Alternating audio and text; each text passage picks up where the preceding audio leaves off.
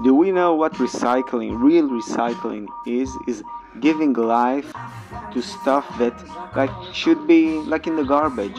We're giving them other meanings than the first that they had to exist. This one exists as, a can for a milk, and now it is a pot for some mint or even flowers, everything. This is true recycling. This is true life, giving life back. We use it and we give back.